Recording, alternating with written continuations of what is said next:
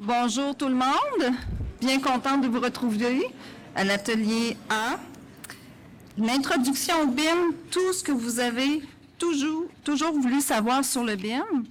Donc, je me présente, Joanne Gauthier, je suis architecte, directrice de l'expertise bâtie et de l'immobilier à la Société d'habitation du Québec, un des 6 donneurs d'ouvrages publics impliqués dans la feuille de route BIM, comme cela vous a été mentionné à quelques reprises précédemment.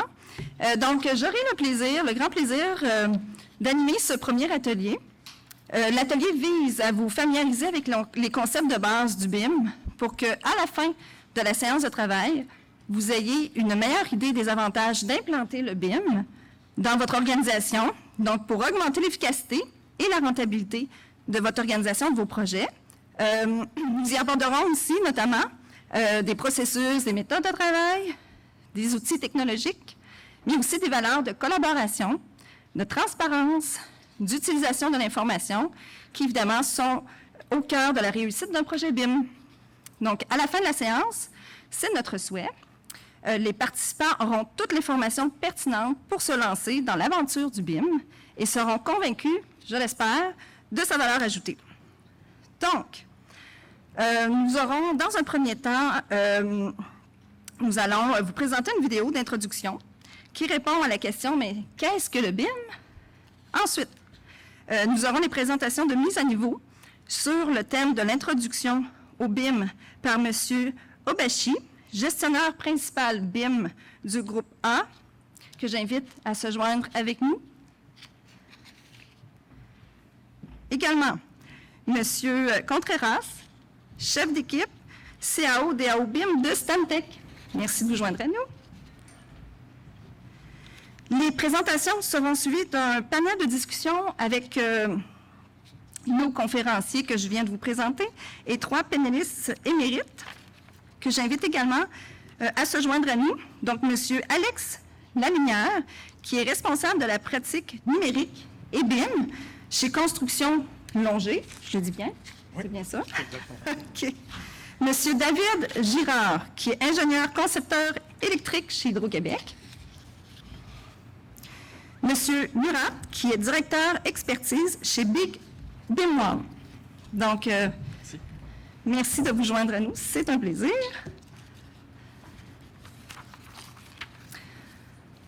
Donc, s'il nous reste 10 minutes, si on est optimiste, on aura peut-être quelques questions pour l'auditoire, ce qui serait une bonne chose. Sinon, bien, on a toujours les temps d'échange et de réseautage pour pouvoir échanger. Donc, tous nos partenaires ici, ça nous fera plaisir de répondre à vos questions et d'échanger avec vous. Donc, à titre d'animatrice, je vais avoir le devoir de tenir le temps pour s'assurer de demeurer dans la période qui nous est allouée le plus possible. Alors, si vous le permettez, on va déjà débuter avec la capsule vidéo. Donc, régisseur, Manon.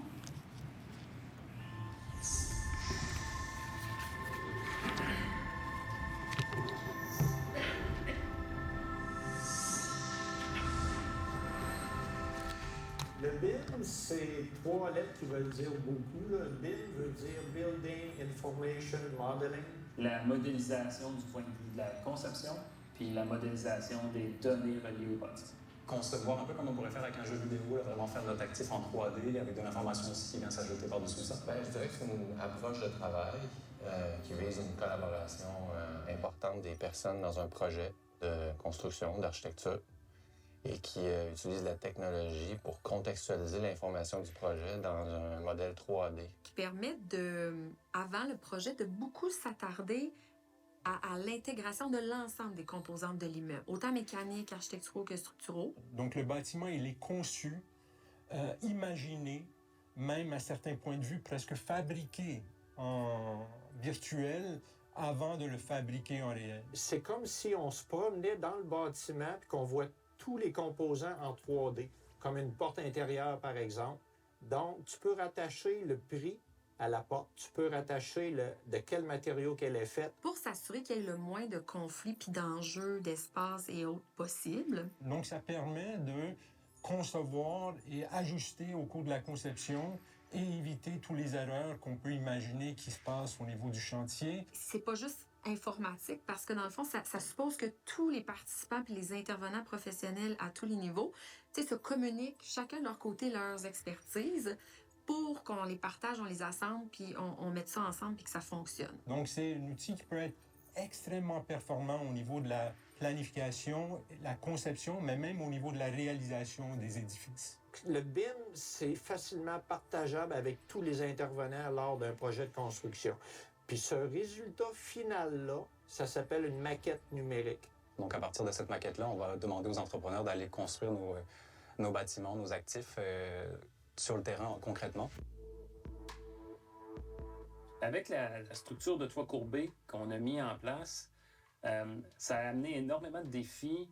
L'avantage d'avoir une modélisation de tous les éléments, ça nous permet de découvrir des interférences qui nous sautent aux yeux quand on regarde, mais ça nous permet aussi de positionner les éléments dans l'axe des Z, c'est-à-dire en termes de hauteur. Ça aurait été presque essai-erreur si on l'avait fait en classique. Et essai-erreur, ça fonctionne, mais ça prend du temps et ça coûte cher. Là, avec le BIM, c'est vraiment l'aspect de coordination pré-travaux qui est le, j'ai envie de te dire game changer. C'est encore un anglicisme, là, mais qui est pour nous à plus fort impact positif, là, dans le fond. Parce que là, on a le temps de réfléchir, ce qu'on n'a pas le temps de faire quand les travaux sont débutés. Quand c'est débuté, puis que la grue est là, puis elle coûte cher la grue, tu as d'affaires à avancer parce que dans le fond, il faut livrer. Mais tout le temps que tu peux prendre avant le début des travaux, sincèrement, c'est un gain énorme sur l'échéancier en cours de travaux parce que tu es focus uniquement sur le travail qui est à faire. Quand ça fonctionne bien, on se rend compte vraiment une amélioration dans nos projets, diminution des avis de changement, augmentation de la qualité, meilleure compréhension du projet aussi pour tous les intervenants, meilleure collaboration. On a vraiment des échanges plus interactifs, plus basés sur un support concret. Ça apporte également une capacité accrue de partager l'information dans un laps de temps plus court, puis d'avoir une information plus fiable, puis mieux testée au fur et à mesure du projet de conception, puis ensuite à l'étape construction, la même chose. Puis même au niveau du chantier aussi, là, on était assez surpris de voir la bonne réceptivité des entrepreneurs, là, qu'ils utilisent des tablettes au chantier avec soit les plans, soit les maquettes directement. Donc c'est quelque chose qui est rentré dans leurs opérations. Puis les entrepreneurs qui vont essayer de l'utiliser à leur plein potentiel vont vraiment bénéficier de cette valeur ajoutée là au chantier. Ça fait en sorte que tu peux construire un projet plus rapidement, de façon moins coûteuse, avec moins d'erreurs. Donc, en ayant conçu notre actif avant de le construire, on vient quantifier vraiment la quantité des matériaux qui sont à utiliser. Donc, on vient vraiment diminuer drastiquement les gaspillages et optimiser, dans le fond, l'utilisation des matériaux. La crise aujourd'hui, crise environnementale, crise de logement, crise manque de main-d'œuvre, tous ces éléments-là créent une sorte de tempête parfaite pour essayer d'augmenter la productivité dans l'industrie de la construction. Et le BIM, la préfabrication sont vus comme des éléments qui peuvent augmenter cette productivité. Il faut penser qu'il y a du travail, ça va prendre du temps, puis, mais les bénéfices sont visibles. On va les voir quand même assez rapidement si on fait les choses de la bonne façon. C'est un mouvement mondial, c'est pas seulement ici. Puis certains pays trouvent qu'ils sont en retard, d'autres non. Mais quand on se compare réellement sur le terrain, on est quand même assez avancé. Comme en Angleterre, par exemple, l'obligation d'utiliser le BIM en construction est en place depuis 2016. C'est impossible que dans un univers où tout se transforme, où tout se numérise, où on parle d'intelligence artificielle, c'est impossible que le futur, ce soit un rouleau de plan, qu'à chaque semaine, tu dises « faut-tu que je réimprime la bonne version avec les modifications ». On constate que c'est une tendance qui existe depuis plusieurs décennies, qui a existé peut-être dans d'autres industries préalablement, mais qui s'est certainement répandue à toutes sortes d'industries aujourd'hui, dont la construction, l'architecture. Et c'est les humains qui se sont rendus compte qu'en collaborant, on arrive avec des meilleurs résultats, en se faisant confiance. Puis, c'est un point de non-retour. On n'a pas le choix de s'en aller là-dedans. C'est la construction du futur passe par le BIM.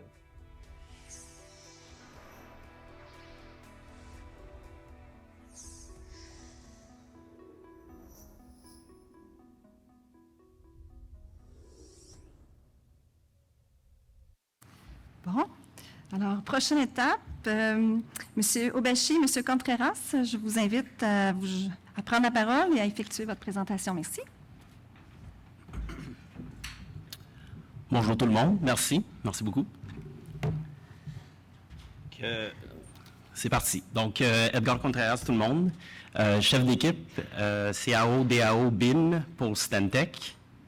Et Arafat, je pense que tu l'as lu. Il y a 2 minutes, tu fais. Et Arafat Oubaïchi, gestionnaire BIM principal chez Groupe A.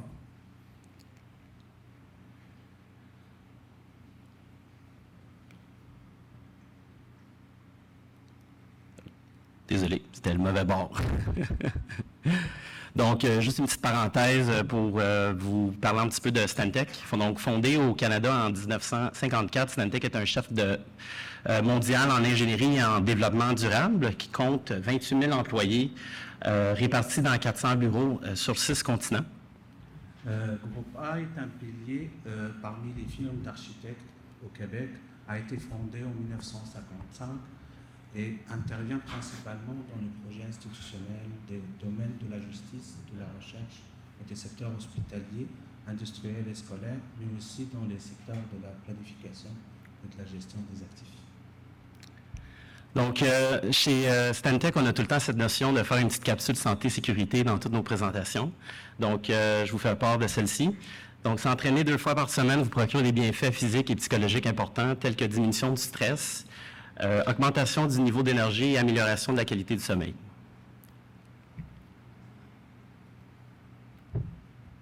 Donc, l'ordre du jour aujourd'hui, pour cette introduction au BIM, on va commencer avec le BIM, impact du BIM et des outils 3D. On aura quelques exemples de projets par la suite et une petite conclusion. Donc, on commence par le point A. Donc, pourquoi le BIM? Dans le fond, il y a vraiment un changement important qui est requis. Je vous présente ici un graphique où est-ce qu'on voit en fait le secteur de manufacturier qui ont vraiment des processus bien établis. Il y a beaucoup d'automatisation qui est faite. Donc ça, c'est la courbe bleue que vous voyez. De l'autre côté, vous avez en fait c'est pas vraiment une courbe, en fait, il y a un certain déclin, puis c'est l'industrie vraiment de la construction à travers le temps. Donc on voit qu'il y a vraiment une problématique, on voit que, dans le fond, il y a un changement important qui est requis. Donc, vous voyez ici les différents logiciels, plateformes qui ont apparu à travers le temps. Et celui qui affecte beaucoup, qui a affecté beaucoup en fait le domaine, c'est AutoCAD, qui a apparu dans les 1982-84 dans ce coin-là. Donc, tel que Buckminster Fuller dit, on ne change jamais les choses en combattant la réalité existante. Pour changer quelque chose, construisez un nouveau modèle qui rendra obsolète celui existant. On va garder ça en tête un petit peu à travers la petite présentation d'aujourd'hui. Donc, on va commencer avec les déficiences actuelles. Donc, on va parler de documents et dessins 2D fragmentés et imprécis. On va parler de partage de connaissances limitées. Intégration et coordination limitée. Faible gestion de l'information. Contrôle de qualité manuelle. Donc, tout ça vient à donner une somme de collaboration restreinte, contrôle du risque limité. Qu'est-ce que le BIM? Le BIM est un processus collaboratif basé et axé sur le développement d'utilisateurs, l'échange, la gestion de modèles de données numériques liés à un projet, à un portefeuille d'infrastructures dans le but d'améliorer en conception, construction et son exploitation. Le BIM, c'est le Building Information Modeling en anglais, mais en français, c'est la modélisation des données des infrastructures. Le BIM est basé sur la modélisation 3D riche en informations, en données. Ce concept utilise des objets réels virtuels et non pas des lignes et des cercles d'AutoCAD. Les modèles BIM forment une base de données, représentent les caractéristiques physiques et fonctionnelles du bâtiment avant la construction et facilitent le partage de ces informations entre entre les nombreux collaborateurs d'un même projet. Il aide à planifier, gérer et exécuter le projet de façon plus efficace et économique. Et il permet aussi aux gestionnaires de mieux comprendre, gérer et entretenir les bâtiments. Le BIM permet une nouvelle production collaborative qui vise l'intégration de tous les processus de travail du cycle de vie du bâtiment en facilitant le travail collaboratif entre les différents intervenants d'un projet de construction. Le BIM optimise le processus de conception, de réalisation et d'exploitation et permet de réduire des erreurs et omissions. Donc ici, je vais vous mettre un petit peu dans un concept un peu pour imager tout ça dans votre esprit, le BIM. Donc ici, on va avoir deux grandes thématiques. Je vais vous parler de l'innovation. C'est quoi une innovation perturbatrice avec versus une technologie durable? Donc, imaginez, si on parle de technologie durable, on va parler de quelque chose qui améliore la technologie existante, ne crée pas nécessairement de nouveaux marchés tels que AutoCAD. Donc, c'est quelque chose, je pense que tout le monde est très familier. Donc, dans le temps, on travaillait sur la table à dessin, la bonne vieille table à dessin. On travaille exactement de la même façon sur AutoCAD. Donc, c'est vraiment une table à dessin digitale, finalement, tu sais, des lignes. On procède de la même façon. Maintenant, quand on parle d'une innovation perturbatrice, on va parler de créer un nouveau marché et il y a un ajout de la valeur et fonctionnalité, va perturber une technologie existante et un marché, puis tranquillement les remplacer.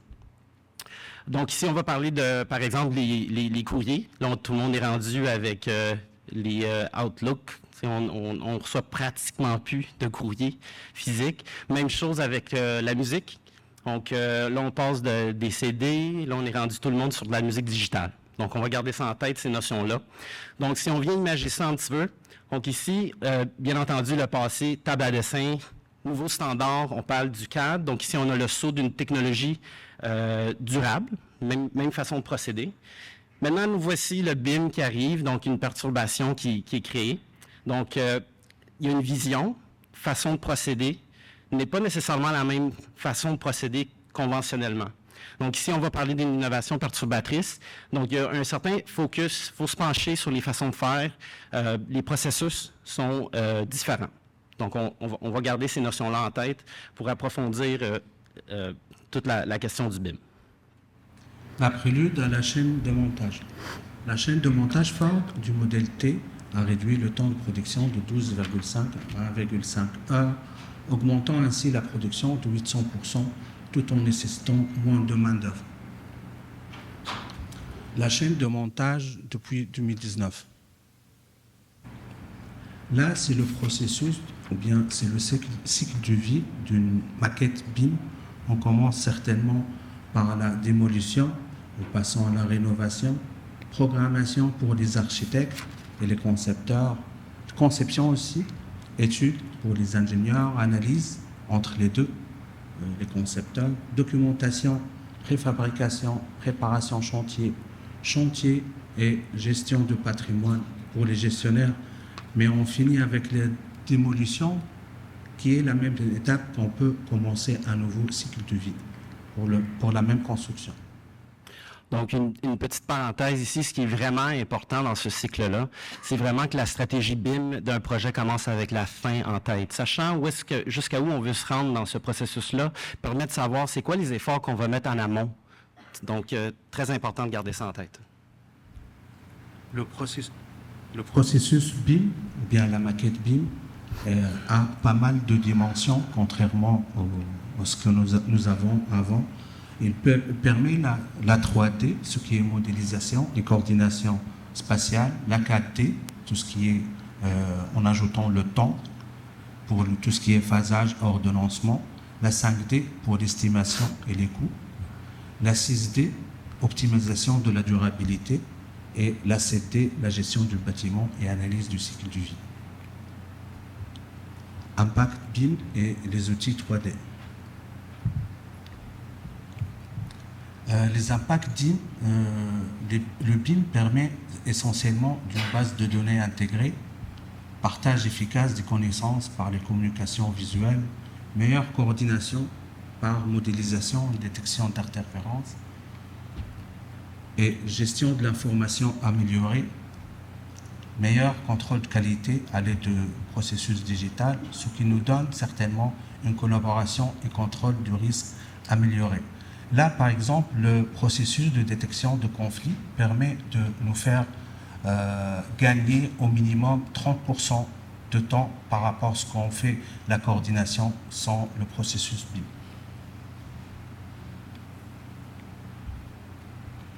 La base de données intégrée dans le BIM et ce qui est avant le BIM, le mode conventionnel n'a pas une base de données partagée. C'est que chaque intervenant a sa propre base qui peut être partagée avec les autres, sauf que le BIM nous permet essentiellement d'avoir une maquette centrale qui contient la modélisation, les informations, le façage, le tout, ce qui facilite une donnée partagée ou bien plusieurs données BIM partagées, informations partagées entre tous les intervenants durant le processus de vie du cycle BIM. Donc, si on continue dans cette voie au niveau des impacts du BIM et des outils 3D, donc ici, on va parler d'un contrôle de qualité qui est amélioré. Donc, par exemple, dans certains projets, on utilise des scans 3D, 3DLS, qui est utilisé pour relever l'existant avec exactitude.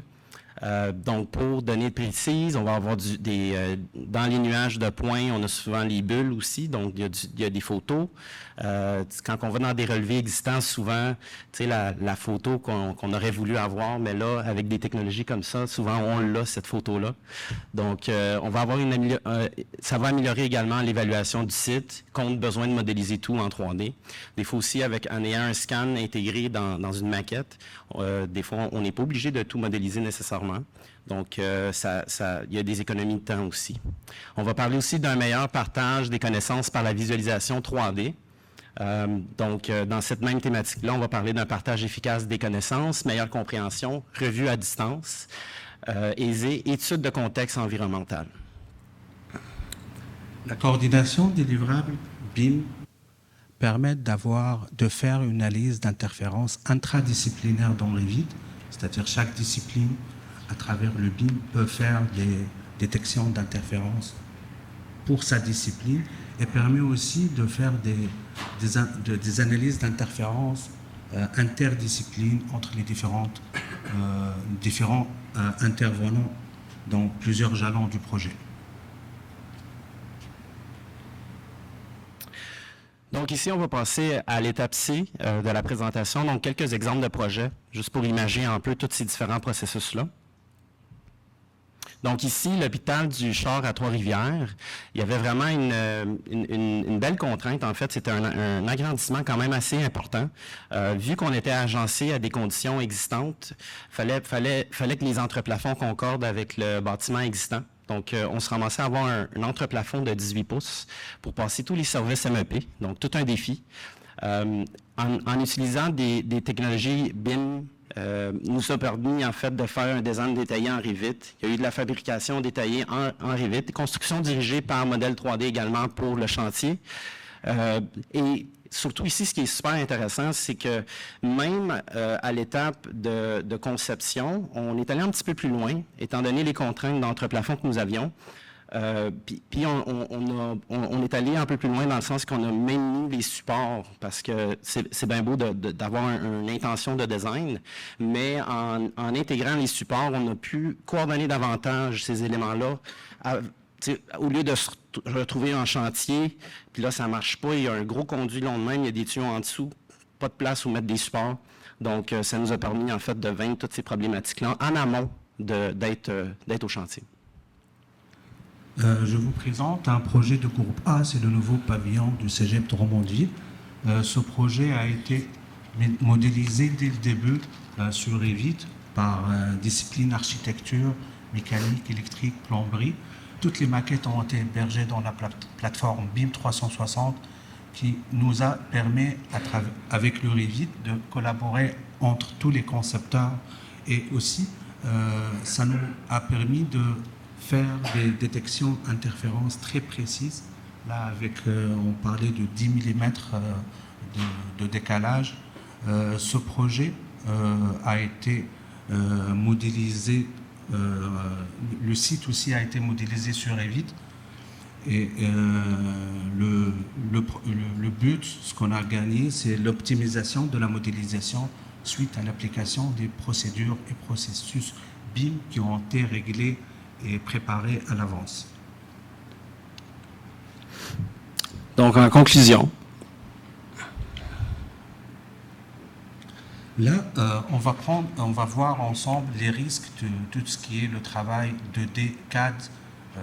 Il y en a pas mal de menaces, les dessins 2D fragmentés, le partage des connaissances était très limité, la coordination et la collaboration étaient trop restreintes et la prévisibilité était très limitée. donc, si on parle du 3D BIM, les opportunités, en fait, que cette technologie-là nous amène, que ce concept nous amène, on va parler d'une maquette centralisée, unique, base de données intégrée, meilleur partage des connaissances, bien entendu, étant donné qu'on a une base intégrée, meilleure coordination, on va parler d'une collaboration qui va être améliorée, et meilleure prévisibilité. Donc, il y a vraiment des belles opportunités qui sont présentes avec cette approche. Donc, merci à vous tous. Merci pour votre présence. Merci.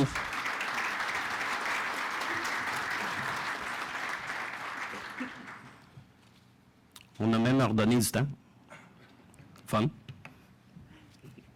Merci, M. Obachi, M. Contreras, vraiment apprécié. Donc, nous allons passer aux questions auprès des panélistes. Merci d'avoir été là sagement avec nous pour sauver toutes les minutes. Ils étaient en place déjà. Alors, on va commencer par la première question. Je m'adresserai à vous, M. Lalumière, si vous permettez. Question qui peut paraître simple, mais qui ne l'est pas. Pourquoi le BIM? Comment on démarre un projet BIM? C'est une bonne question. Dans le fond, pourquoi le BIM? Parce que ça répond au comment de votre entreprise. Merci. Pour ceux qui sont familiers un peu avec Simon Sinek, il y a un principe du Golden Circle, Start with Why. Je vous inviterai à penser à la vision de votre entreprise. Qu'est-ce que vous voulez réaliser? C'est quoi votre objectif d'entreprise? En pensant à ça, puis en regardant votre objectif, vous allez réaliser que le BIM, c'est le comment. Comment on va se rendre à ces objectifs-là? Souvent, le BIM est perçu comme une montagne à monter. C'est perçu comme étant compliqué, qu'il y a beaucoup de portions, on a beaucoup de dimensions aussi. Vous n'avez peut-être pas nécessairement besoin de toutes ces dimensions-là pour accomplir vos objectifs d'entreprise. Donc, c'est important de réfléchir à tout ça et de considérer que le BIM est un outil pour gravir la montagne des objectifs de votre entreprise, de changer cette perception. C'est très important. Donc, en voyant ça comme le comment, on a vu qu'est-ce que le BIM peut nous apporter. Ça va vous aider à relativiser puis à comprendre pourquoi on doit se diriger vers. C'est une très bonne réponse, ça, je pense. Merci. Monsieur Girard, est-ce que vous auriez quelque chose à ajouter? Oui, bien, chez Hydro-Québec, dans le cadre de la feuille de route gouvernementale, on a mis sur pied 3 projets de pilote qu'on a démarré à certains stades, là, un stade de construction, un stade de conception, puis un stade d'études préliminaires.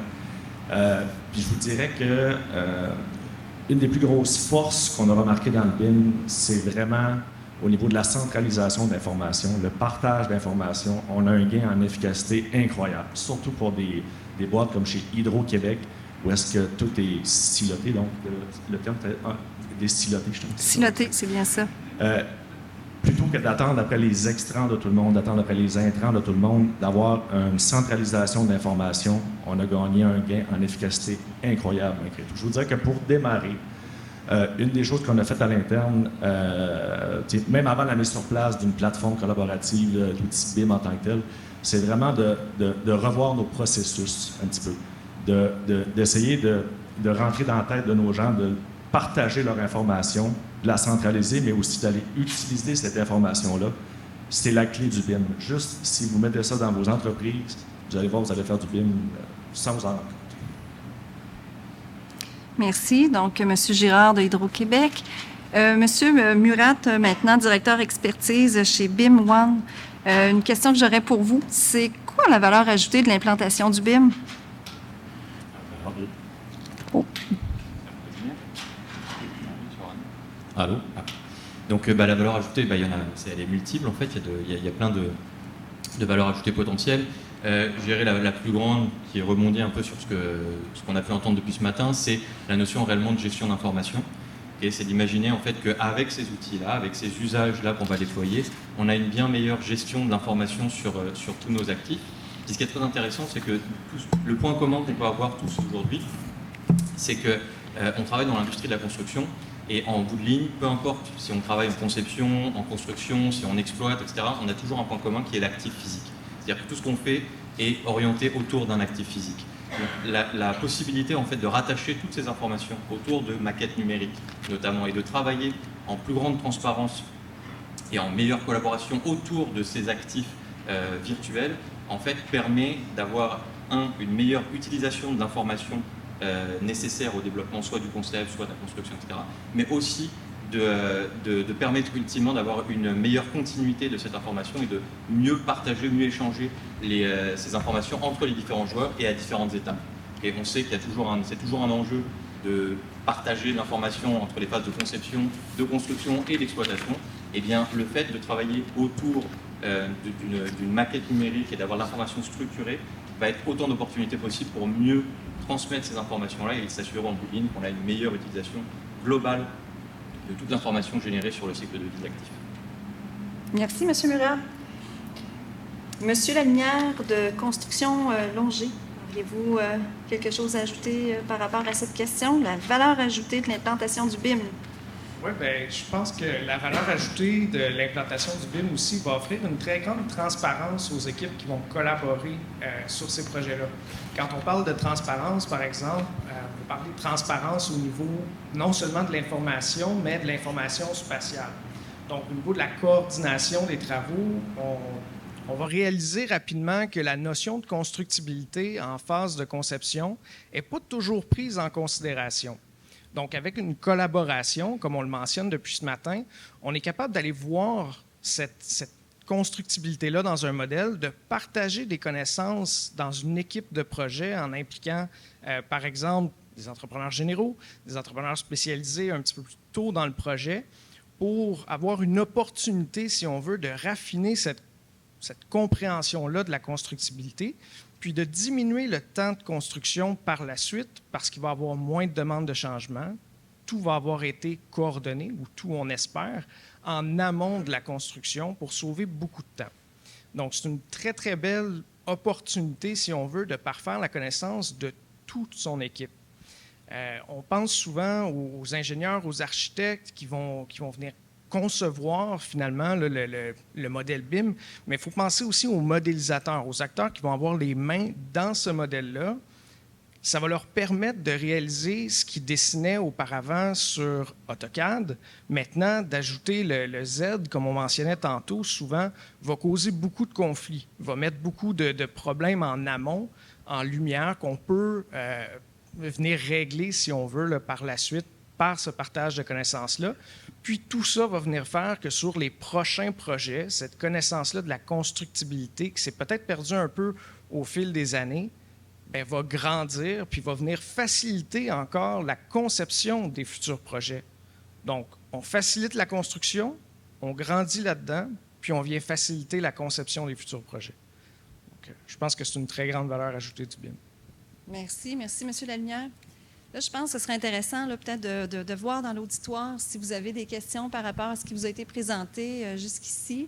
On a des personnes quand même d'expérience qui pourraient répondre à vos questions. Donc, gênez-vous pas. Il y a des micros qui sont déjà prévus dans la salle. Donc, monsieur qui est juste là, peut-être vous diriger vers un micro ou encore je peux vous passer le mien.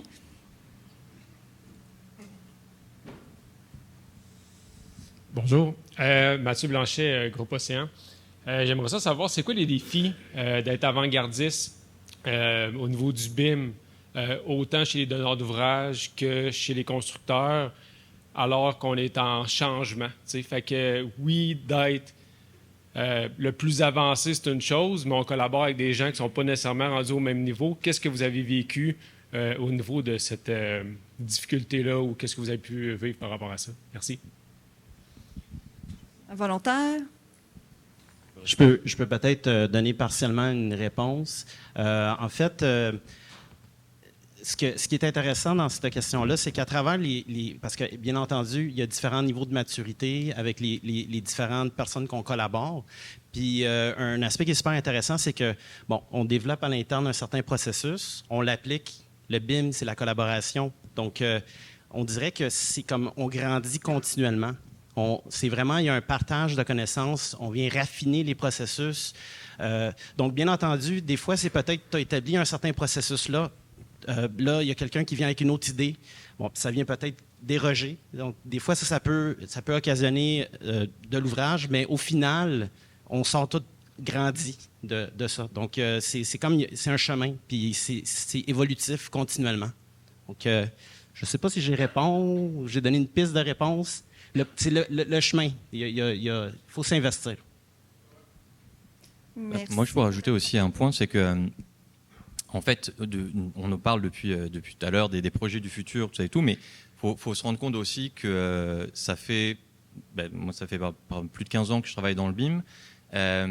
On parle des projets du futur, mais en fait, c'est les projets du présent. Et énormément de projets se font en BIM. C'est-à-dire qu'il y a beaucoup de choses, si vous n'avez pas démarré, il y a beaucoup de choses que vous pouvez aller chercher très rapidement en valeur ajoutée. Par contre, il faut vraiment bien cibler ce qu'on cherche à faire. Donc, je rebondis sur ce que disait Alex tout à l'heure, mais l'idée, c'est vraiment de bien cibler quel est votre besoin. Parce que là, on regarde un portrait très, très global. Donc, autant d'avantages chez les concepteurs que chez les constructeurs, que chez les donneurs d'ouvrage, parce que oui, tout le monde peut aller en tirer un profit. Mais c'est important de faire une introspection, de regarder ce qu'on cherche à avoir et de se dire, en fait, que si on n'a pas forcément encore démarré, on peut y aller parce qu'il y a déjà pas mal de monde qui est passé avant nous. Donc, la route est déjà tracée sur beaucoup de choses. Donc le changement... C'est sûr qu'il va apparaître, il y a un changement de culture, on l'a dit, il y a une gestion du changement à faire, mais il y a beaucoup de choses qui sont relativement faciles à prendre et on n'est pas tant explorateur. On n'est pas en train de découvrir et de se dire, si je m'en vais dans cette direction-là, peut-être que je vais me tromper. Il y a beaucoup de choses où vous n'allez pas vous tromper. Okay. Après, vous allez pouvoir reprendre de la vélocité, on va dire, et de la célérité, et puis aller plus loin, éventuellement devenir plus en exploration sur certaines choses, développer, innover. Mais il y a déjà plein de choses qui peuvent se faire relativement facilement, hein, okay, évidemment relativement facilement, pour déjà améliorer et pour se lancer. On peut se lancer dès maintenant. Merci, M. Murat. Donc, dans l'assistance, l'auditoire, une autre question, gênez-vous pas. Oui? Bon. Allez-y. Allez-y.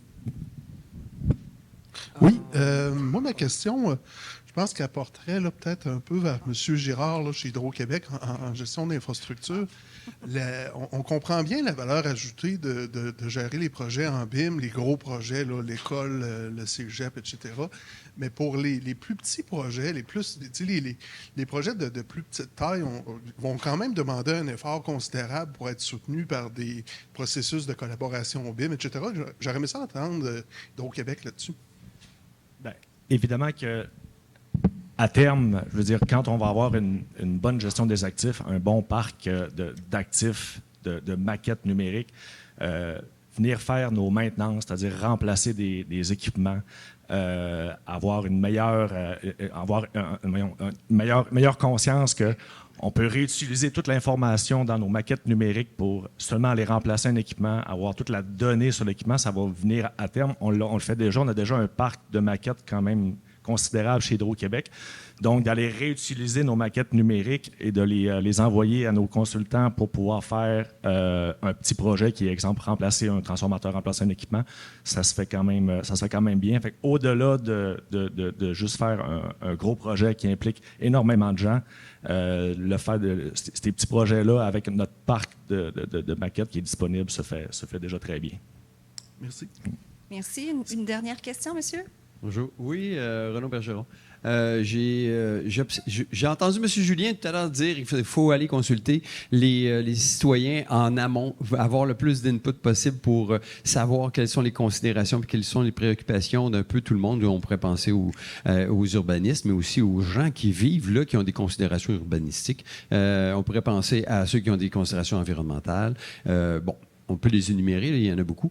Où est-ce que vous en êtes dans l'usage du BIM puis de la représentation 3D, puis de l'agrégation d'informations sur toutes ces dimensions-là qui peuvent entourer un projet pour pouvoir le présenter aux citoyens puis pouvoir leur demander, leur permettre d'interagir puis d'exprimer leurs préoccupations pour éventuellement y répondre. Où est-ce que vous en êtes? Est-ce que vous êtes déjà là? Est-ce que vous pensez un jour y arriver? Je pense surtout à Hydro-Québec, à ministère des Transports, des grands donneurs d'ouvrages là, qui ont des infrastructures publiques.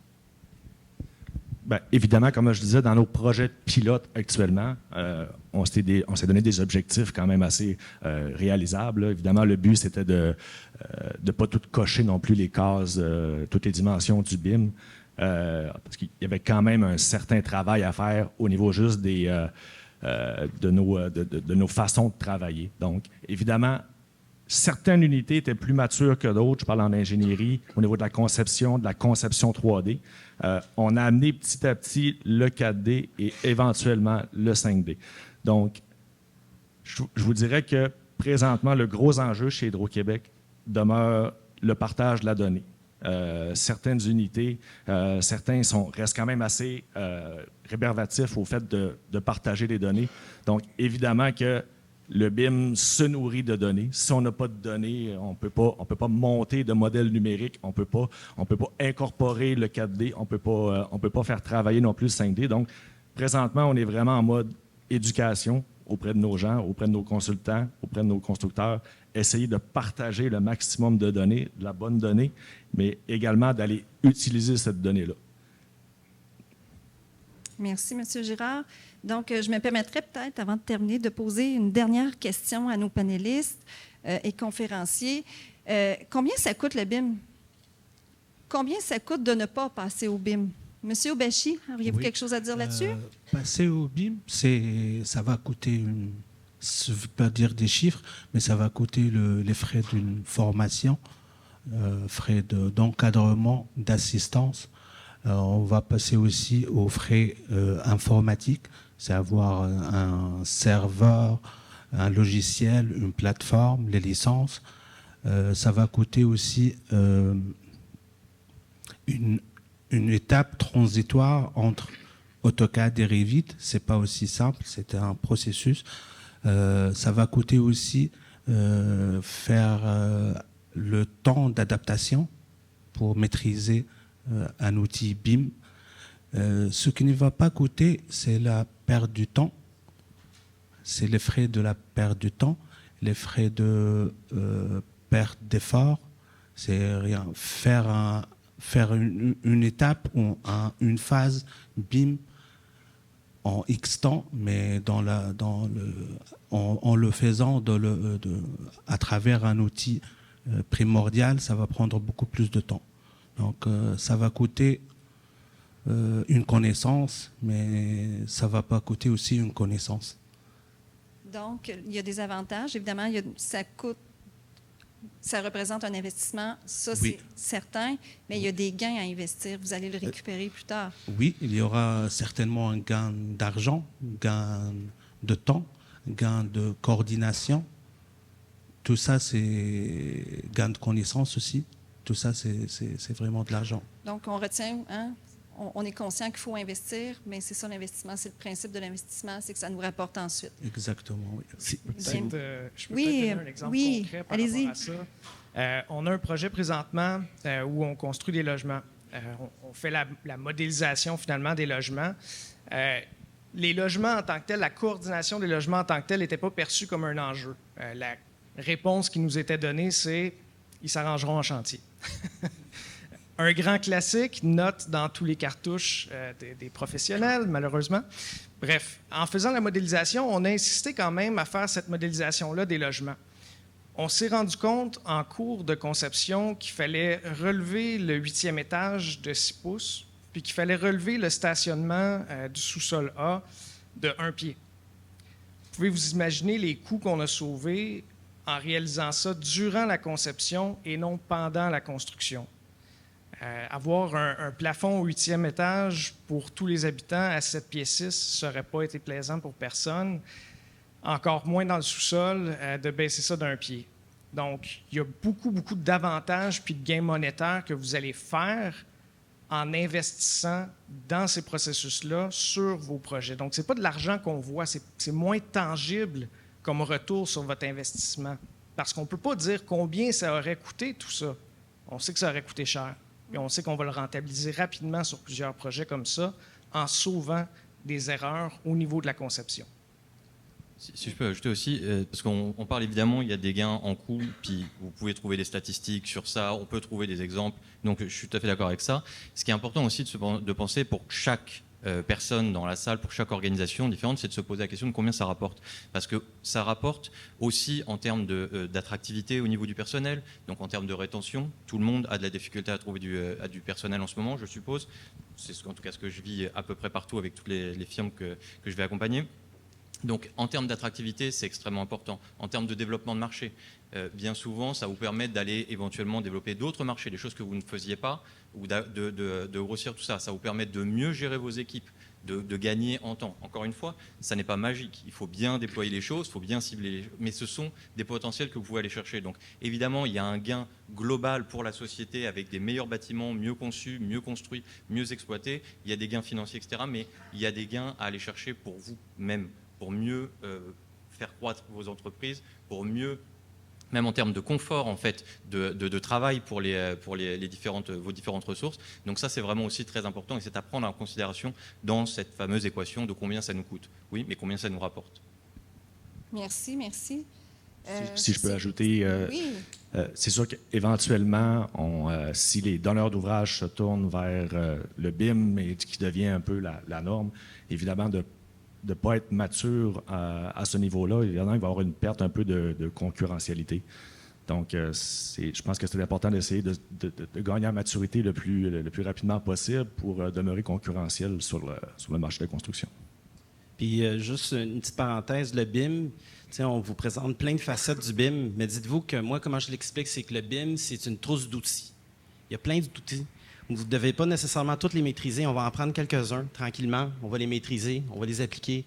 On va passer à l'autre outil. Donc, il faut cibler où est-ce qu'on s'en va. Il ne faut pas nécessairement maîtriser tous les aspects du BIM du premier coup. Donc, ça l'aide dans ce processus-là. Merci. C'est vraiment pertinent. Puis je pense que c'est très aidant. Ça aide à la compréhension. Ça complète déjà notre séance.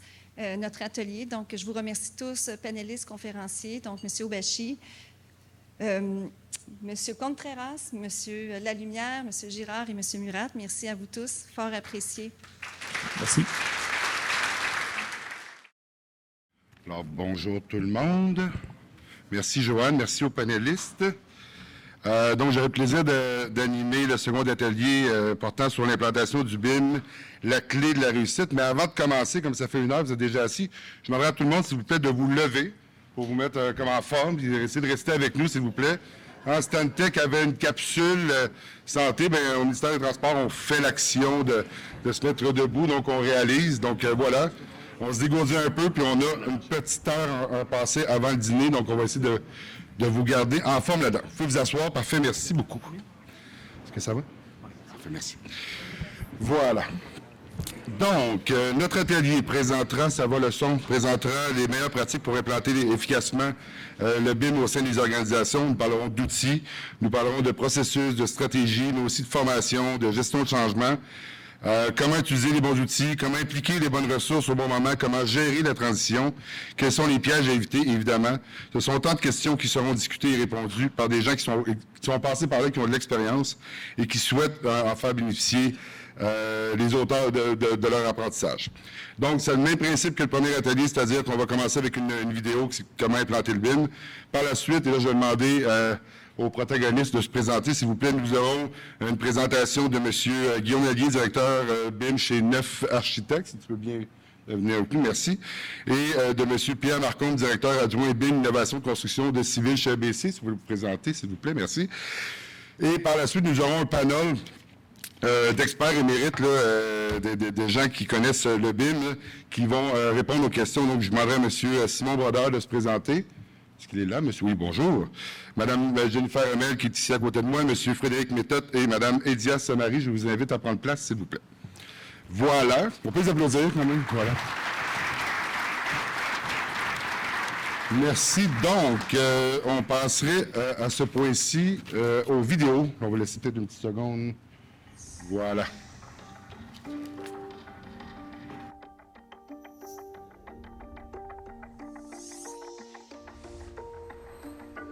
Quand on vient faire une implantation BIM, par exemple, l'informatique n'est pas capable d'informatiser vos processus. Vous les connaissez, vos processus. Ça prend des gens qui savent pas nécessairement l'informatique, c'est quoi, mais s'ils savent qu'est-ce qu'ils font dans l'entreprise. Parce que c'est là qu'on va le numériser, c'est là qu'on va les rendre numériques. Si on pense qu'une personne dans son bureau peut être capable de faire la transformation à elle seule, on va être encore là dans 30 ans sans parler de l'implantation du BIM. Ce qu'il faut savoir, c'est de bien comprendre le travail qu'on a à faire. Puis bien comprendre le processus BIM. C'est quoi le processus BIM? Le BIM a des étapes. Êtes-vous au niveau de la conception, de la réalisation, de la construction? Alors, c'est de penser votre entreprise à se placer où là-dedans? Dans quelle partie? Et travailler dans cette partie-là. Et non voir ça lourd pour voir le BIM, c'est toute une chaîne complète. Vous faites partie de quelle partie? Puis là, vous vous concentrez là-dessus. C'est avant tout de se connaître. De connaître ses processus. En faire un mapping, on pourrait dire. Il faut avoir une certaine standardisation avant de se lancer dans un BIM. Bien, ce qui est important avant de commencer, c'est de bien s'informer. Ça prend idéalement une personne qui va être dédiée à l'implantation du BIM dans l'entreprise, si on veut que ça aille de l'avant. Si on fait ça par petits bouts, ça va être trop long, puis on va se décourager. C'est évident que la formation ou l'acquisition de nouveaux talents dans l'entreprise est nécessaire. Il faut se donner un bon 3 ans, je pense. Mais c'est pas un 3 ans perdu, c'est un 3 ans aussi qu'on va évoluer. L'implantation, ça peut durer longtemps. On peut pas dire combien de temps. On peut pas dire genre ça va 2 mois puis on va passer à l'autre étape. Je le dis souvent, l'implantation du BIM, faut respecter le rythme d'assimilation de notre écosystème. On y va petite bouchée par petite bouchée, puis ça prendra le temps que ça prendra. Mais faut quand même respecter notre objectif. On veut aller avec le BIM. Donc, on s'est donné une feuille de route gouvernementale, oui, mais on s'en est donné une aussi à l'interne qui est en adéquation avec ce qui est fait au niveau gouvernemental. Là, le BIM, ça prend un choc aussi qu'on bouge. Il faut que tout le monde comprenne que c'est pas une bébite, que c'est une façon de faire. On pense que c'est beaucoup plus avancé ailleurs, mais je suis pas prêt à dire ça. Je pense qu'au Québec, on est bien avancé. En tout cas, une bonne prise de conscience est présente. La SQI qui a travaillé fort à implanter le BIM, à l'expliquer, à le monter. Il faut pas lâcher l'effort non plus. Puis, il faut pousser ça. Avec une transformation numérique de nos façons de faire, on fait le pari qu'on devient plus productif. Puis déjà, ça, au ministère, avec l'implantation qu'on a commencé, on l'a vu. Il y a des processus qui nous prenaient de la façon traditionnelle, qui pouvaient prendre 2 mois à réaliser. Puis avec les nouveaux outils numériques qui sont associés au BIM, bien, on est rendu que ça prend 2 semaines à faire. Je peux vous dire que chez nous, là, franchement, il y a presque plus d'erreurs sur des relâches d'équipement, sur des mises en production. Ça, c'est beaucoup, là, les mises en production. Là. Avant ça, il pouvait revenir beaucoup de conduits de ventilation qui avaient des conflits qu'on n'avait pas vus, puis on recommençait des conduits avec beaucoup de pertes de matériel. Maintenant, il n'y en a presque plus. Même, je pourrais dire, il n'y en a plus de pertes de matériel. Fait que ça, c'est un gros plus. C'est toujours la grande question, comment ça coûte le BIM? Tout le monde se pose cette question-là. Est-ce que vous vous êtes posé la question combien ça coûtait installer Teams lors de la pandémie? Vous l'avez fait, point. Okay? Le BIM, c'est la même chose. Ça fait moins de paperasse. C'est plus contrôlé, c'est plus simple, puis vous arrêtez de vous chercher. Juste ça, vous allez avoir un gain évident. La journée que tu dis, moi, je mets mes 2 pieds sur le bureau, puis là, changer plus rien la gang, là, tu sais, on prend ça relax, bien, c'est l'année que tu recules, là, puis que les autres avancent. Donc, moi, c'était clair que je savais qu'on allait vraiment pas parfaitement le faire, qu'on allait trouver que des journées, c'est déprimant, puis que ça coûte cher, puis qu'on n'est pas bon, puis tout ça. Mais je le sais, puis je garde la confiance que là, ça s'en vient dans la partie plus intéressante, plus fun, plus il va y avoir de projets comme ça. les gains vont être pas juste pour nous, mais pour tout le monde, là, vraiment l'industrie au complet. Ça fait peur, on voit ça comme beaucoup de dépenses, beaucoup de temps, beaucoup d'argent, mais il faut le voir comme un investissement. Puis c'est ce qui est arrivé chez nous, c'est vraiment un investissement, c'est ce que je peux confirmer aujourd'hui. Oui, il y a beaucoup de travail. Maintenant, on va faire beaucoup de travail avant d'arriver sur le chantier. Donc, il y a beaucoup de temps mis dans le bureau, mais on le sauve tellement après dans la mise en production, dans la production, dans l'installation surtout. Alors, c'est sûr qu'il y a un bénéfice au bout de tout ça. Oui, ça coûte de l'argent, une transformation de...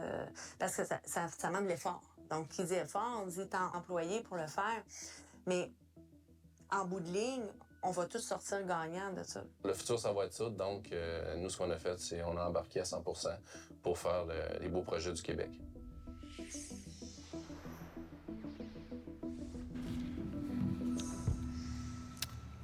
Alors, merci à ceux qui ont participé aux vidéos. Merci, très apprécié.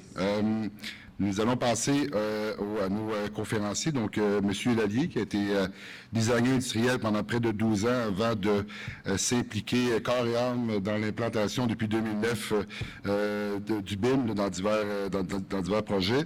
Il est directeur de BIM Architecture chez Neuf Architectes depuis 2020. Et il y aura également M. Marcon, qui est ingénieur civil de formation. Il exerce depuis 12 ans sur de multiples projets québécois et internationaux. Après avoir commencé sa carrière en conception de structures de travaux souterrains, puis avoir exercé sur chantier en tant qu'ingénieur méthode, il se dédie, et c'est un mot assez fort, depuis 5 ans, à fluidifier et valoriser les données de construction chez ABC. Je vous laisse la parole, messieurs. On part plus tôt.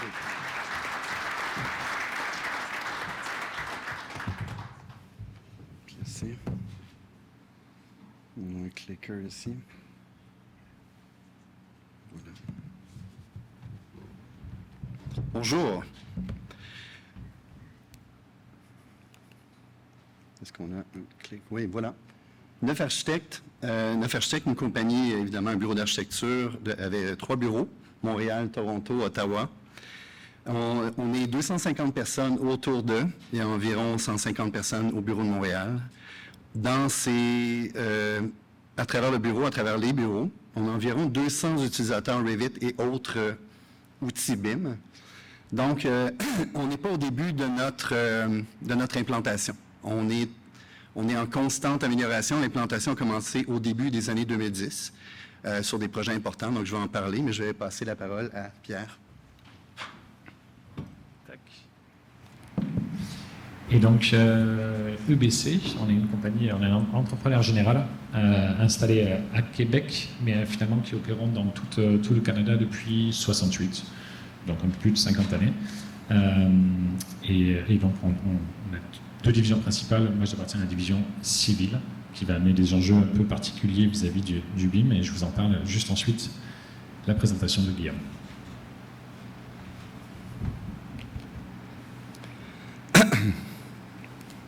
Voilà. Donc, vous avez vu un peu, si vous voyez ma première diapo, on voit les fameuses dimensions du BIM qui ont été énoncées par plusieurs personnes qui sont venues sur la scène aujourd'hui. Donc, je ne vais pas expliquer chacune d'entre elles, mais je vais essayer de voir, lorsqu'on parle de collaboration, qui s'occupe de quoi ou qui fait quoi. Donc, qu'est-ce qui est important pour quelle partie, quel joueur dans l'industrie. La 3D, on va parler de valeur ajoutée, en fait, et du menu BIM. Lorsqu'on fait le BIM, on fait quoi exactement? Est-ce qu'on fait seulement de la 3D? Est-ce qu'on veut avoir des quantités? Est-ce qu'on veut aller chercher planifier la chorégraphie du chantier? Donc, ce qui est important de se poser, comme on l'a dit un peu précédemment, c'est vraiment de savoir où on veut aller. Qu'est-ce qui est important pour nous au point où on est dans notre intégration, dans notre implantation BIM. La 3D, le premier élément auquel on pense. Il nous permet de visualiser en 3D, il nous permet de concevoir, évidemment, du point de vue des architectes. Donc, la 3D s'installe et se veut de base pour à peu près tous les acteurs, surtout les professionnels, ingénieurs et architectes qui commencent suite au démarrage du projet, qui commencent à modéliser, justement, à placer les objets en 3D. Plutôt que mettre des rectangles, on met des cubes, finalement, et dans les cubes, on vient ajouter de l'information. Donc, cette première partie-là, c'est le démarrage, c'est le départ, c'est ce qu'on veut implanté dès le départ. On voit ici en droit, complètement au coin, ce qu'on voit en fait, on dirait que c'est un nuage de points qui n'a pas assez de points et qui a des trop gros points en fait. Non, c'est sur le projet du CHUM en 2000. Il y a 13 ans, en fait, on voit les portes du CHUM. Donc, on peut quand même revoir le dessin du bâtiment. Donc, on avait enlevé tout, sauf les portes du CHUM. Il y en avait à peu près 11 000. Donc, ça donne une idée de pourquoi on veut implanter le BIM. C'est être capable de gérer des ensembles qui sont, des fois, extrêmement gros, sans avoir besoin de gérer chacun des objets et être capable de filtrer l'information. Donc, la 4D, le fait de planifier la chorégraphie sera vraiment intéressant, surtout pour l'entrepreneur, les entrepreneurs généraux et les entrepreneurs spécialisés. Au niveau des coûts, le client sera content de savoir comment le bâtiment va lui coûter, mais ça va être important pour tous les acteurs. Donc, tout n'est pas nécessairement important pour chaque partie, chaque joueur, mais la collaboration va se faire de cette façon-là, c'est-à-dire qu'on va aller chercher ce dont on a besoin dans notre champ d'activité. Je regarde en bas, une chose qui est très certainement importante pour tous les acteurs, c'est le fait d'augmenter la valeur, la qualité de notre bâtiment. Quand on travaille, qu'on amène les collaborateurs en amont à la table, qu'on discute très tôt dans le projet, on augmente la qualité du projet. Okay? Là, j'ai mis en parenthèse PCI, donc un projet de conception intégrée. Le BIM, c'est plus ça que nécessairement faire de la 3D. La 3D, c'est un des outils qui nous permet d'avoir un projet intégré, en fait. Un schéma qui est probablement beaucoup trop petit, donc je vais zoomer un peu sur les parties de ce schéma-là. C'est un schéma d'implantation. Donc, on tombe un peu plus précisément. Donc, lorsqu'on fait une implantation, on a choisi des buts.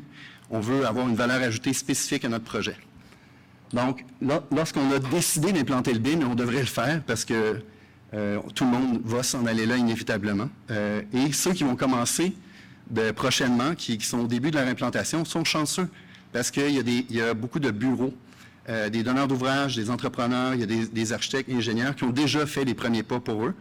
Ils peuvent être accompagnés sur les projets, ce qui arrive dans les projets actuellement.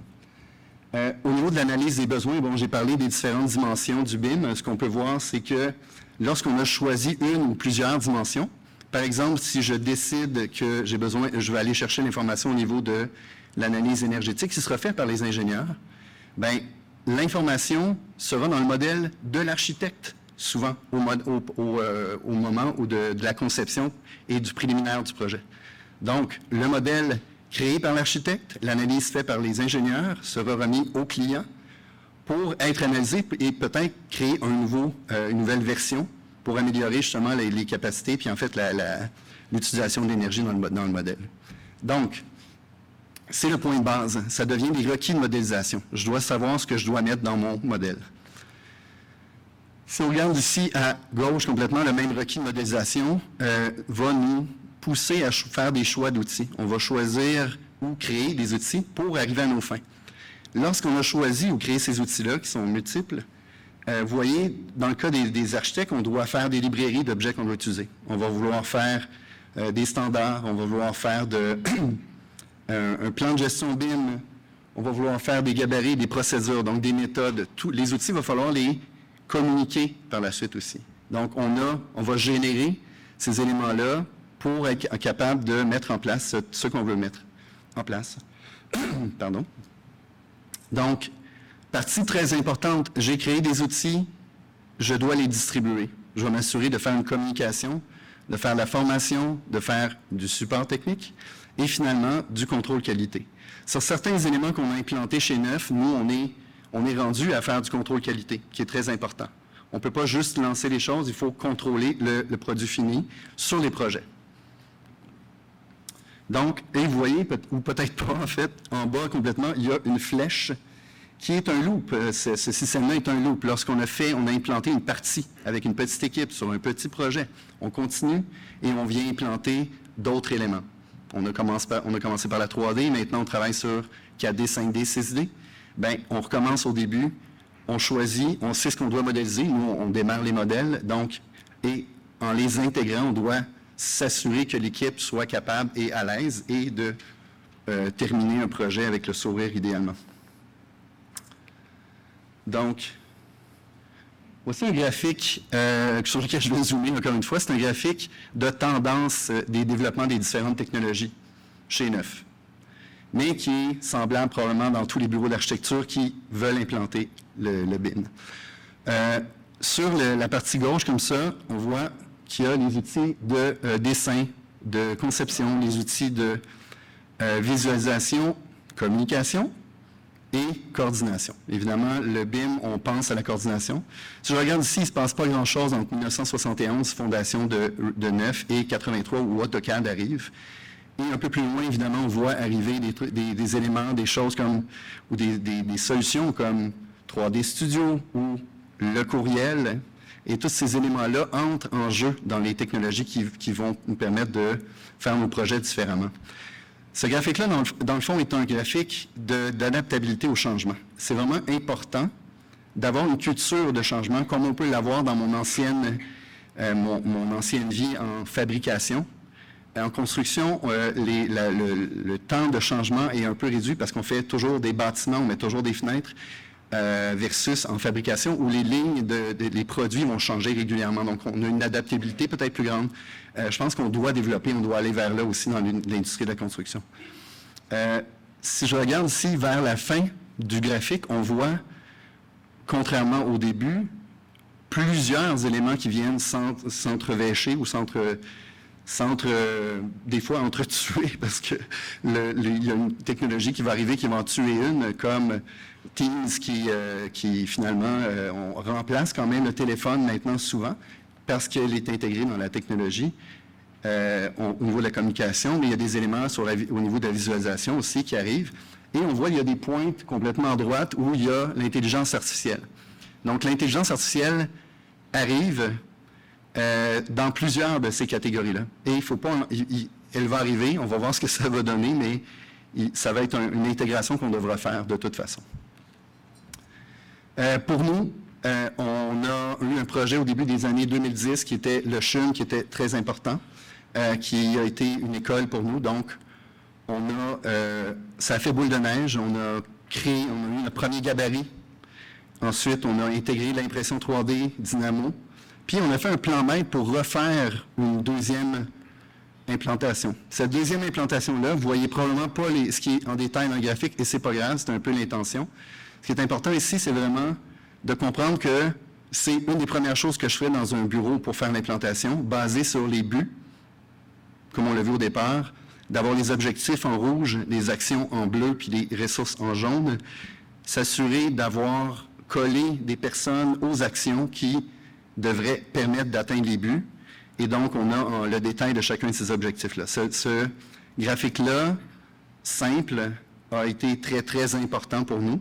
Et c'est le type d'initiative qui est très important pour faire l'implantation. Je suis... Non, mais j'ai encore une slide, mais est-ce que j'ai du temps? Je prends le temps. Alors l'implantation, on parle toujours de collaboration. C'est un mot. Qu'est-ce que ça veut dire? La collaboration veut dire qu'on va avoir chacun notre partie de travail à faire. Les architectes, les ingénieurs ne vont pas implanter les mêmes solutions, ne vont pas avoir à poser les mêmes gestes, ne vont pas avoir à former leur équipe sur la même chose. Les architectes vont modéliser, les ingénieurs aussi, éventuellement les entrepreneurs spécialisés aussi vont modéliser à un autre niveau, suivant le travail des ingénieurs. Donc, les architectes doivent savoir quoi et comment modéliser pour que le reste de l'équipe soit capable de faire ce dont ils ont besoin. Pour avoir ce dont ils ont besoin et qu'ils soient capables de faire ce qu'ils doivent faire dans un projet BIM.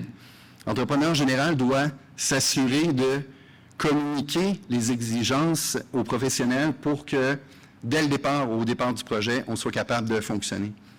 Au niveau des donneurs d'ouvrage ou des clients, la tâche, c'est de former leurs équipes à savoir comment prendre cette information-là, mais surtout quel type d'information ils peuvent demander au reste de l'équipe. De faire grandir les capacités, les possibilités, parce que ça évolue toujours. Et au niveau des entrepreneurs spécialisés sous-traitants, c'est de s'assurer, avec l'entrepreneur général, d'avoir une continuité dans le travail qui a été fait dès le départ par les architectes et ingénieurs. Donc, voilà, je passe la parole à, je pense, c'est Clicker. Merci Guillaume. Donc au moins tu as posé les bases de... Attends, il faut que j'aille là. Tac. Tu as posé les bases un peu de ce que c'est qu'une implémentation de BIM. Si je vous parle un peu de ce que l'on peut faire aussi en pratique chez un entrepreneur général comme EBC à laquelle j'appartiens. Nous, on a une approche qui va venir parler de BIM, mais surtout de données. Et ça, on va le voir pourquoi je fais cette nuance-là, c'est hyper important. Et cette approche-là, finalement, elle va être basée sur la diversité des maturités que l'on peut voir sur la chaîne de valeur dans laquelle on intervient. C'est faux de dire que tous les sous-traitants sont à l'aise avec le BIM. C'est faux de dire que tous les donneurs d'ouvrage le sont aussi. Donc on a tous des maturités un peu différentes. Et ça pour reprendre un peu les termes du ministre Julien au début, c'est important d'avoir une approche centrée sur l'humain. À la fin, c'est que des êtres humains qui vont agir à travers ces processus-là. Nous ne le perdons jamais de vue. Donc chez EBC, je vous propose, si ça marche, mais ça ne marche pas. Cliquez bouton C'est vert bon. sur le... Donc les quelques slides que j'ai devant moi, je vais essayer de vous expliquer quels sont un peu les ingrédients clés pour venir partager le succès que l'on veut avoir avec cette gestion-là des données et du BIM.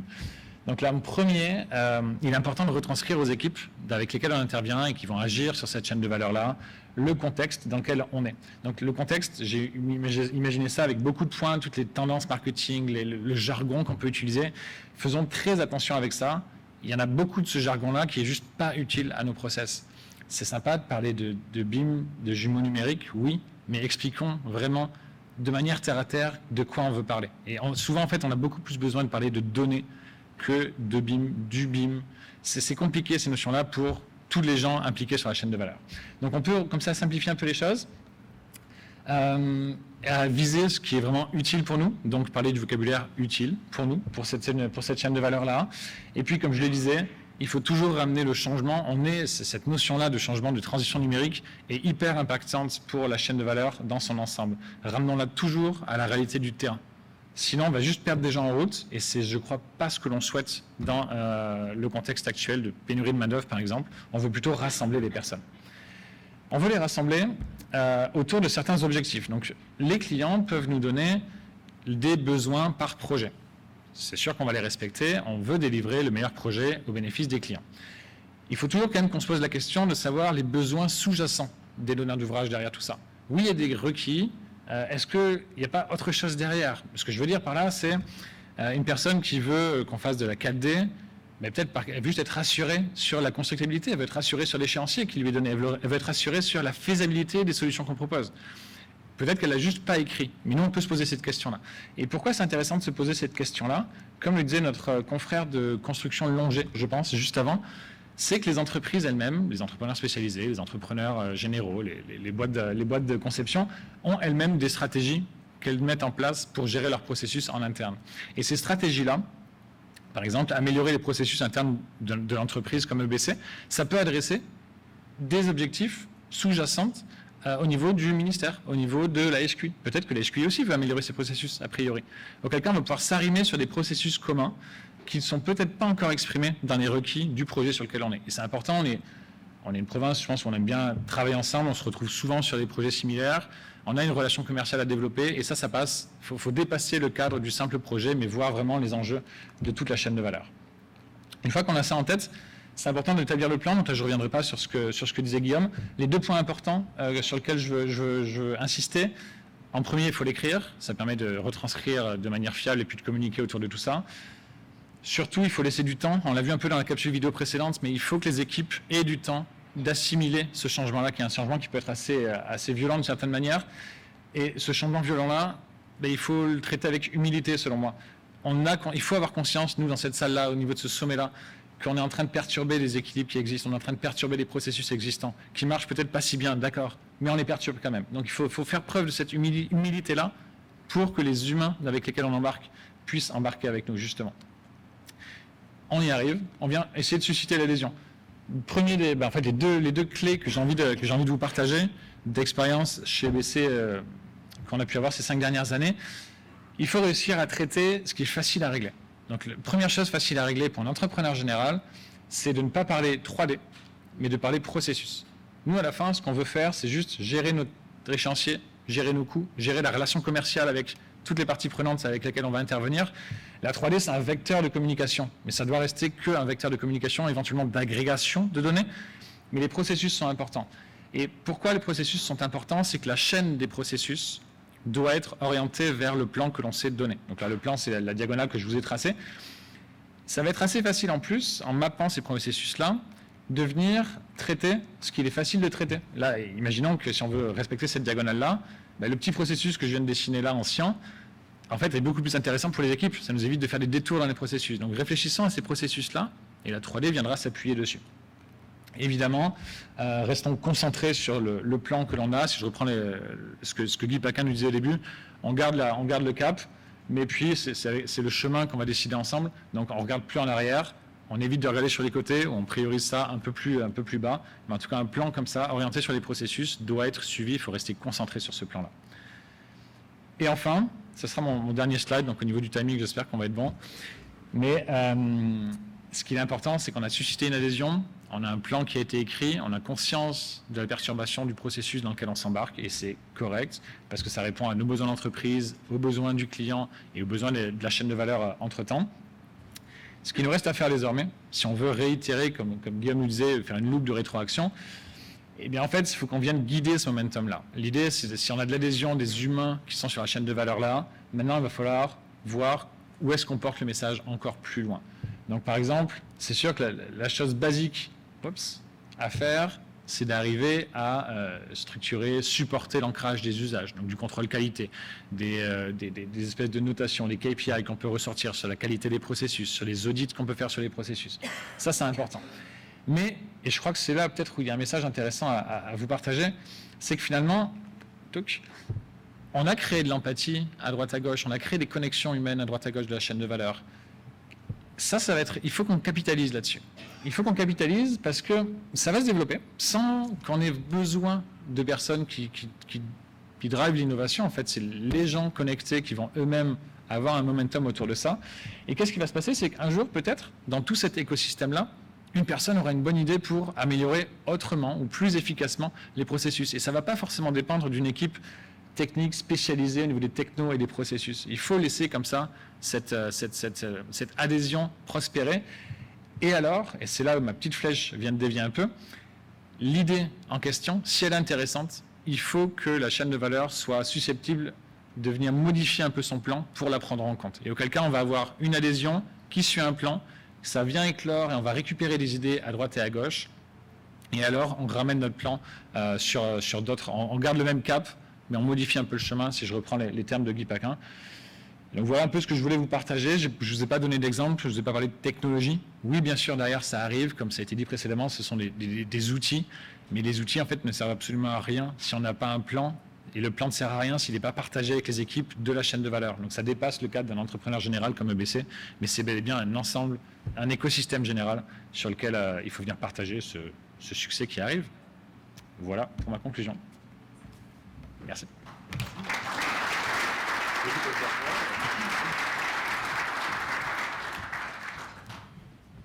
Alors, merci Pierre, merci Guillaume. Donc, avant de vous laisser l'opportunité de poser des questions, j'ai quelques questions pour nos panélistes et je commencerai avec une question très simple. Oui, voilà, Jennifer. Par quoi commence-t-on? Par l'implantation du BIM et je te laisse la parole. Oui, bonjour. Donc, du côté des entrepreneurs spécialisés, il faut commencer par y croire. On met la switch à on, on la cadenasse, parce qu'après ça, tu ne changes plus d'idée, puis tu fonces, parce que tu as compris que ça allait être ça, le futur. Par contre, quand tu es un entrepreneur spécialisé, on pense souvent à les grandes entreprises, mais la plupart sont des PME, 85% moins de 5 employés. Fait que là, ça a l'air gros quand tu entends parler de ça. Fait que nous, de notre côté, ce qu'on a fait, c'est qu'on a fait vraiment un virage numérique dans son ensemble. T'sais, on s'est dit, si on veut pouvoir un jour faire la coordination dans le modèle BIM, bien, je ne peux plus faire de chèque à la main puis des feuilles de temps sur une napkin, puis le reste de mes affaires sur des bouts de papier. Donc, on a embarqué l'équipe sur l'ensemble de nos processus. La COVID est venue vraiment être un facteur accélérateur là, qui a aidé grandement à faire adhérer toute l'équipe. Et on a commencé par des petites bouchées. Fait que notre premier projet BIM, j'avais pas de ressources à l'interne connaissantes en dessin, etc. Bien, on a embauché un sous-traitant, puis là, on est allé voir à quoi ça ressemblait, puis on a posé des questions. Ensuite, sur un deuxième projet, bien, on a demandé à un ami entrepreneur beaucoup plus avancé que nous dans une autre région de nous aider. Donc, sa ressource BIM nous a accompagnés, puis c'était comme un échange de bons services. Puis après ça est venu comme le temps ou la maturité, où là, on s'est dit, je pense qu'on est prêt. On va l'embaucher, notre dessinateur, on va changer nos chargés de projet, les rôles qu'il occupe à l'interne. Et là, on est vraiment plus ordonné pour travailler. Mais pour nous, la façon dont ça s'est bien fait, ça a vraiment été de prendre son temps, faire adhérer toute l'équipe et que tous nos processus internes, pas juste la partie construction, passent au numérique. Merci, Jennifer. Edia, qu'est-ce que tu en penses? Je t'ai surpris, là. Excuse-moi. Oui. Donc, moi, je pense que si, pour commencer, il faut parler le même langage. Puis nous, à la Ville de Québec, service d'ingénierie, pour parler le même langage, on travaille sur l'uniformisation des exigences sur l'information. Et plus concrètement, donc on travaille sur nos gabarits, sur la terminologie. Puis on est chanceux d'avoir un autre service à la Ville qui est un peu plus avancé que nous dans le BIM. Donc on fait un partage d'expérience avec eux sur les documents officiels comme le plan de gestion de BIM. On essaie de l'adapter à nos méthodes à nous.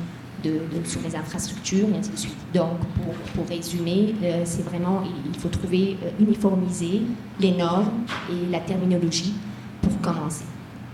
Merci. Simon, de ton côté? Excuse-moi, je me suis trompé. Oui, oui, merci. En fait, moi, j'insisterais beaucoup sur la sensibilisation, puis la découverte, l'exploration du BIM comme tel, parce qu'au départ, c'est important de faire connaître et de familiariser les gens. Déjà aujourd'hui, il y a certainement des personnes dans la salle qui ont trouvé qu'il y en avait beaucoup. Là, aujourd'hui, on a parlé de beaucoup d'usages, beaucoup de technologies, beaucoup de processus.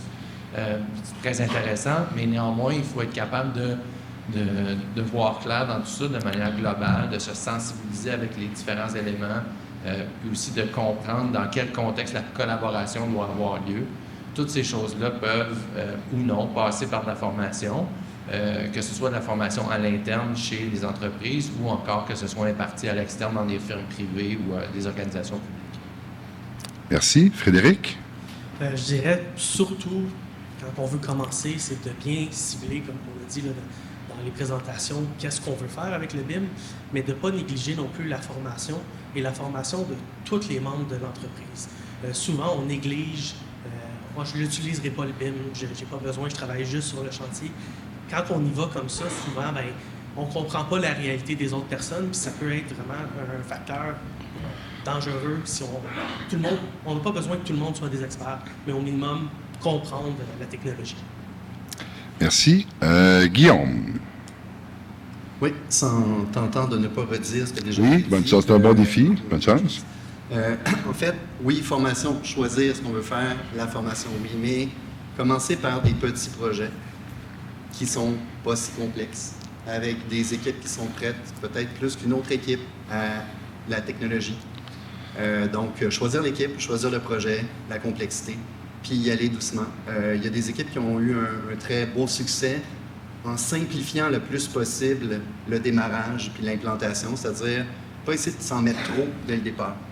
Donc, ça serait ma réponse. Parfait. Et Pierre, est-ce que tu as un complément? Ouais. Oui, je peux sans doute compléter, je pense, sur ce que disait Guillaume. La partie petit projet et un peu comme je le disais dans la présentation, les petits irritants. En fait, les gros irritants qu'on peut adresser facilement. Il y en a plein. En fait, promenez-vous. Étant entrepreneur général, c'est facile, mais promenons-nous sur les chantiers et parlons aux contremaîtres, parlons aux travailleurs, parlons à la directrice de projet. Ils vont avoir des irritants, mais partout, sans leur parler de BIM forcément. Ce qu'on a vu sur la personne du ministère de l'économie, c'est que les gens ne savent même pas ce que c'est que le BIM à la base au terrain. Pourtant, c'est eux qui produisent des projets sur lesquels on est tous impliqués. Donc il faut aller traiter ces petits irritants-là sans leur parler de BIM. On va leur parler de feuilleton, comme disait Jennifer.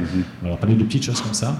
Derrière, c'est de l'information. Derrière, c'est du BIM si on le souhaite et on peut en parler en conférence. Mais au terrain, simplifions et faisons des petits irritants. Moi, tenir compte du contexte. Merci. Je pense que je vais improviser un petit peu. Je m'en voudrais d'être le seul à avoir la chance de poser des questions à 6 passionnés qui ont de l'expérience. Alors, je vais me retourner au niveau de la salle. Est-ce qu'il y a des gens qui auraient des questions pour nos panélistes avant que j'enchaîne avec d'autres questions? Oh boy. Pas tout en même temps, non? Personne que de questions? Oui, allez-y, merci. Vous avez un micro peut-être à votre... OK, oui. Oui. Vous préconisez, monsieur vous avez dit que vous préconisez de faire des petits projets, je pense qu'on entend ça. Mais comment on fait pour s'assurer qu'on fait des bons petits projets qui vont bien s'intégrer les uns aux autres à la fin, qu'on va avoir un casse-tête qui va se tenir? En fait, excusez-moi, je vais juste répéter la question pour ceux qui ont entendu. Comment fait-on pour s'assurer que nous faisons les bons premiers projets? Excusez-moi, j'ai mal... Oui, c'est ça, merci. Comment s'assure-t-on qu'on fait les bons petits projets? Vous avez préconisé de faire des petits projets. Je pense que c'est plein de bon sens pour ne pas bousculer puis essayer de faire un gros Big Bang. Donc, vous avez dit faire des petits projets, mais comment fait-on pour s'assurer qu'on fait les bons petits projets puis qu'à la fin, ils s'intègrent tous dans un ensemble qui va être cohérent et donc qu'on n'aura pas des morceaux qui auront été investis puis finalement, ça ne marche pas puis on n'est pas capable de les faire fonctionner dans l'esprit du BIM, là, où on intègre toutes les données, comme on l'a entendu de d'autres personnes. Merci pour cette question. J'irai avec plusieurs réponses un peu imbriquées. La première des choses, c'est recroiser le besoin. C'est-à-dire, si vous me parlez de ce besoin-là sur tel projet, je vais aller voir une autre division, un autre projet, voir s'ils ont le même besoin. Ça, c'est mon rôle à moi en tant qu'initiateur d'innovation dans l'entreprise de le faire. Si c'est le cas, analyser ce besoin-là et après on y va avec un petit développement. Deuxième réponse, c'est qu'au niveau des développements à faire, nous, ce qu'on a fait depuis 5 ans, on n'a acheté aucun nouveau logiciel. On a tout juste utilisé et leveragé les logiciels existants. Ce que je veux dire, c'est qu'on avait, oui, un logiciel d'ERP de comptabilité, mais qui était utilisé juste par la comptabilité. Oui, on avait accès à Teams, à SharePoint, à Power BI, mais on n'en faisait rien. Oui, on avait accès à des bases de données d'estimation, des bases de données d'échéanciers, mais c'était vu comme compliqué ou très spécialisé. On va voir ces petits besoins-là et on interconnecte. Ça, c'est un rôle clairement de technologie, mais on ne dit pas ça aux équipes, c'est correct qu'elles ne comprennent pas la technologie sous-jacente, mais leurs petits besoins, on va l'interconnecter. Derrière, ça mène à quoi? Ça mène à ce que l'on ait des produits, par exemple, de gestion de tous les billets béton, les billets d'agrégat qu'on a sur les chantiers, énormément de papier qui traîne. Ça, on a réfléchi, on est venu tout interconnecter, puis maintenant, c'est juste au sérisé, puis on met un petit peu de machine learning là-dedans pour améliorer la sérisation, et ça marche vraiment bien. On y allait avec un tout petit sujet au début, puis désormais, c'est bien un gros truc. Puis on a fait du machine learning, maintenant, ça nous sert à d'autres modèles qui existent pour traiter d'autres irritants. Toute cette intégration-là, ça mène aussi à des choses du style, la 4D, c'est vu comme extrêmement compliqué. Mais en fait, si on ramène ça à des petits besoins, il y a des gens à la formation qui veulent présenter les étapes dans la semaine à venir. On est venu simplifier ce processus de 4D-là et on l'a fait de manière uniforme. Dans toute la division. Donc finalement, on a simplifié, petit projet, en réfléchissant toujours corporativement. Et c'est là où il y a une différence entre les besoins chantiers et les équipes d'innovation qui doivent avoir cette notion corporative-là. Merci. Ça revient souvent à la notion de faire des petits pas, prendre le temps, s'assurer que tout le monde soit à la page. Donc, merci pour la réponse. J'ai peut-être une dernière question avant de dîner. Question quand même assez fondamentale. Qui est responsable de l'implantation du BIM? Je commencerai avec Frédéric. Bien, toute l'équipe va être impliquée dans l'implantation. C'est vraiment important d'avoir la collaboration de tout le monde. Si on a souvent, ce qu'on va dire, c'est de faire attention à ceux qui sont plus réticents à l'implantation. Souvent, eux vont pouvoir influencer d'autres personnes. Donc, si on se concentre, il faut évidemment motiver tout le monde à vouloir faire le changement, mais aussi bien écouter ceux qui sont un peu plus réticents et comprendre pourquoi. Souvent, en les écoutant, on peut bien cibler le changement de cette façon-là. Merci, Simon. On parle souvent d'approche bottom-up ou top-down, mais dans le cas d'une bonne implantation, il faut avoir les deux. C'est-à-dire qu'il faut avoir des individus dans l'entreprise qui peuvent agir comme des acteurs de changement, mais c'est très important d'avoir aussi la direction, ou en tout cas quelqu'un au niveau de la direction de l'entreprise qui est responsable de mettre en place le projet, puis de le structurer, puis de donner le mot d'ordre pour que toute l'entreprise s'y mette. Merci. Edia, peut-être dans une perspective de donneur d'ouvrage? Oui, c'est quasiment la même chose aussi. Tout le monde est responsable. Chacun a une part de responsabilité. Donc, il doit y avoir une vision claire qui vient de la direction, par exemple, et après ça, on choisit des projets pilotes, on identifie les personnes, on les forme. Chacun a une part pour que ça fonctionne parallèlement à l'avancement très rapide, je veux dire, du BIM dans l'industrie. Merci. Jennifer, dans une perspective un peu plus terrain, je dirais. Ouais. Absolument. Alors, c'est un peu la même chose au niveau de la responsabilité partagée. Par contre, je pense que ce qu'il faut ajouter dans la connaissance collective, c'est que pour nous, sur le terrain, qui sommes sous-traitants entrepreneurs spécialisés, qui travaillons avec tous les entrepreneurs généraux, tous les donneurs d'ouvrages, tous les professionnels, si on pouvait uniformiser les demandes dans les devis BIM puis dans la façon de faire, ça faciliterait énormément le travail d'intégration, d'implantation pour les gens sur le chantier. Donc, je dirais qu'on a une responsabilité collective à simplifier ça pour les années de transition. Excellent point. Pierre? Mais moi, je dirais... j'étais en train de réfléchir à ma question. C'est Guillaume, tu peux aider.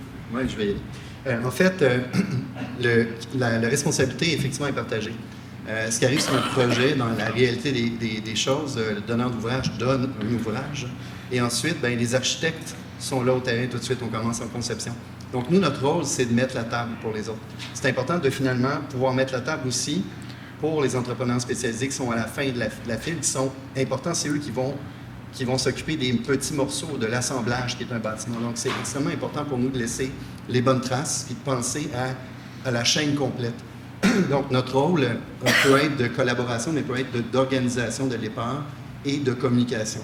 Ce qu'on voit apparaître dernièrement, par contre, qui est extrêmement intéressant, c'est que c'est les entrepreneurs spécialisés qui ont des équipes BIM dans certaines compagnies qui viennent être les leaders dès le départ.